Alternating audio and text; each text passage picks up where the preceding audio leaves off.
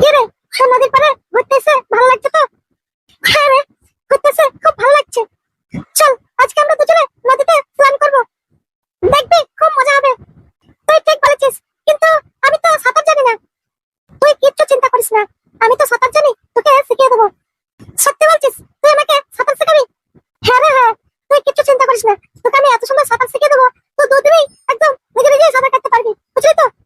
এই তো সামনে দেখছি দুটো সুন্দরী মেয়ে দাঁড়িয়ে আছে।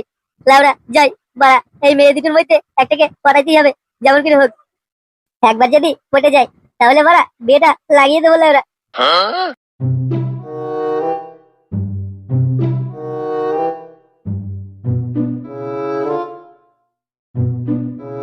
Excuse me madam. ইয়েস, তুমি কি কিছু বলতে চাও? হ্যাঁ মানে বলছিলাম কি, তুমি না খুব সুন্দর। আমি কি একাই সুন্দর, না আমার পাশে যে দাঁড়িয়ে আছে ও সুন্দর? না মানে তোমরা দুজনই খুব সুন্দর দেখতে, বুঝলে? সেটা তো আমরাও জানি যে আমরা সুন্দর দেখতে। সে তো দেখি বুঝতে পারছি ম্যাডাম। তোমাদের দুজনকে একটা কথা বলার ছিল, কথাটা কি বলতে পারি? হ্যাঁ, অবশ্যই বলতে পারো, কেন বলতে পারবে না? বলো, কি বলতে চাও? না মানে একটা কথা ছিল যে তোমাদের দুজনের কি বিয়ে হয়ে গেছে, না দুজনে এখন সিঙ্গেল আছো? কেন, এটা জেনে তোমার কাজ কি? আর আমাদেরকে দেখে কি মনে হচ্ছে যে আমাদের বিয়ে হয়ে গেছে? কেন কাকু, আমাদের বিয়ে হচ্ছে কি হয় নাই সেটা জেনে তুমি কি করবে? তুমি কি আবার বিয়ে করবে নাকি? না মানে আমি এদিকে যাচ্ছিলাম, বুঝলে, যেতে যেতে তোমাদের সাথে দেখা হয়ে গেল। তোমরা এত সুন্দর দেখতে, মনে হচ্ছে আকাশ থেকে পুরো একদম পুরি নেমে এসে পড়েছে। তোমাদের সাথে কথা না বলে কি থাকতে পারি বলো? তাই নাকি? না, লাইন মারার চেষ্টা করছো? এই বুড়ো বয়সে লাইন মারা খুব ইচ্ছা হচ্ছে নাকি কাকু? না না, আমি লাইন মারতে যাবো কেন? বলো না তোমাদের বিয়ে হয়েছে কিনা। দেখো, তোমাদের মতো লোককে না আমি খুব ভালোভাবে চিনি। সারা বয়স হয়ে গেছে তাও লাইন মারা সহজ যায়নি। এই বয়সেও মনে হচ্ছে পুরো কুটকুটানি উতলে পড়ছে একদম। দেখো কাকু, আমাদেরকে বেশি ডিস্টার্ব করো না। আমার বাবা কিন্তু পুলিশ অফিসার, ঠিক আছে? বেশি যদি ডিস্টার্ব করেন না তাহলে আমার বাবাকে কিন্তু তোমার ছেলেকে অ্যারেস্ট করে দেবো। না না সুন্দরী, তোমরা শুধু শুধু ভয় পাচ্ছ। তোমরা যেরকমটা ভাবছো সেরকমটা না গো। আমি তো শুধু একটা মেয়ে খুঁজছি। তোমাকে দেখছি ভালোভাবে বলে কোনো লাভ হবে না, আমার বাবাকেই ডাকতে হবে। প্লিজ সুন্দরী, আমাকে নিয়ে তোমরা খারাপ ভেবো না। আমার শুধু তোমার নাম্বারটা চাই, তোমার নাম্বারটা দাও না, তাহলে তো আমি এখান থেকে চলে যাবো। দেখো কাকু, শুধু শুধু ডিস্টার্ব করো না, আমরা কোনো অচেনা লোককে নাম্বার দিই না। আরে তোমরা তো ভয় পাচ্ছ কেন?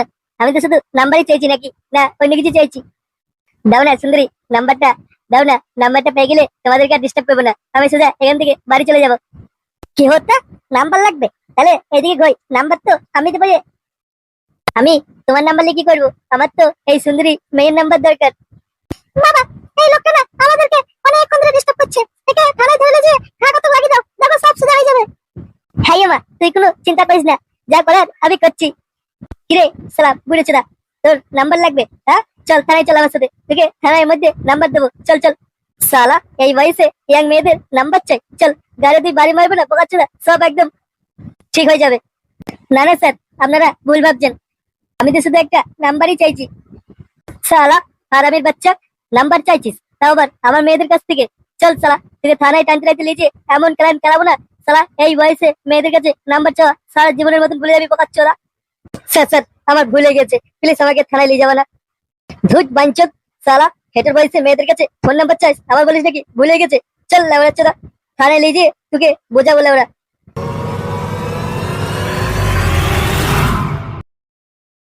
কিরে ফুটো, সামনে দুর্গা পুজো হচ্ছে, তাহলে কি করবি ভাবছিস? তাই নাকি? দুর্গাপুজো চলে আসছে, তাহলে তো বড়া খুব মজা হবে রে। বাংলা মালটাল খাবো আর যে বড়া বাংলা ডান্স করবো, কি মজা। তা পল্টু যাচ্ছে, তাহলে পূজার কতদিন বাকি আছে? আর বেশি দিন বাকি নেই রে, এই তো আর 1 মাস মাত্র বাকি। এর মধ্যেই আমাদেরকে পুজোর সব সমস্ত জোগাড় জান্তি করতে হবে, পুজোর চাঁদা টান্দা সব তুলতে হবে, বুঝলি? তুই কোনো চিন্তা করিস না, আমি থাকতে তোদের অত কিছু চিন্তা, লাউরা দেখবি আমি সব ব্যবস্থা করে ফেলাবো। তুই ওরা বাল চেবি বোকাচ্ছরা, শালা পুজোর দিনে তো মাল খেয়ে সারাদিন মাতালের মতন এখানে ওখানে রাস্তাঘাটে পড়ে থাকিস। শালা তোর মুখে দেওয়ার, শালা তোর মুখে জল দেওয়ার লোক থাকে না, আর তুই নাকি পুজোর যোগাযান্তি করবি? তোর দ্বারাই কিচ্ছু হবে না। তুমি অত চিন্তা করছো কেন পল্টুদা, আমি তো আছি নাকি? তুই আবার কি করবি রে? তুই তো সবসময় নিজের ব্যবসা নিয়ে ব্যস্ত থাকিস, তারা ডাকলে বলিস টাইম থাকে না। এখন তো বাড়া বড় বড় কথা বলে দিয়ে চলে যাচ্ছিস, তখন ডাকলে তোদেরকে পাওয়া যাবে নাকি? এই বছর ভাবছি তোমাদের সাথে চাঁদা চাঁদা তুলে পুজোটা ঠিকঠাক করবো, বুঝলে? এবছর আর ব্যবসায় ব্যবসায় যাবো না, বুঝলি পল্টু? তুই একদম কিছু চিন্তা করিস না, চাঁদা তোলার দায়িত্বটা আমার উপরে ছেড়ে দিবি। লাউরা দেখবি গোটা গ্রামের চাঁদা মারা ডবল ডবল করে তুলে নিয়ে আসবে রে।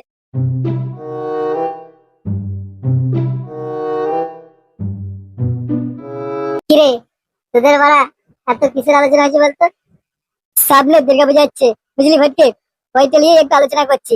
প্যান্ডেল ফ্যান্ডেল বানাতে হবে, চাঁদা তুলতে হবে, এবছর কিরকম কি করবো সেটাই আলোচনা করছি, বুঝলি তো? তা খুব ভালো করছিস, কিছু চিন্তা করিস না। এই বছর আমি সব বাড়া নতুন করে সাজাবো, বুঝলি? একদম অন্যরকম। দেখা যাক কি বাল করিস। এই বছর বাড়া প্রত্যেকটা বাড়িতে 10,000 করে চাঁদা ফেলাবি, ঠিক আছে?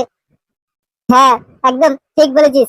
লাউড়া আর বছর বাড়া 5,000 করে চাঁদা দিলে লাউড়া কিচ্ছু হয়নি বাড়া, উল্টে আমাদের বালছেড়া ক্লাব থেকে ভর্তি হচ্ছে। এই বছর বাড়া 10,000 করে তুলবো, ঠিক আছে?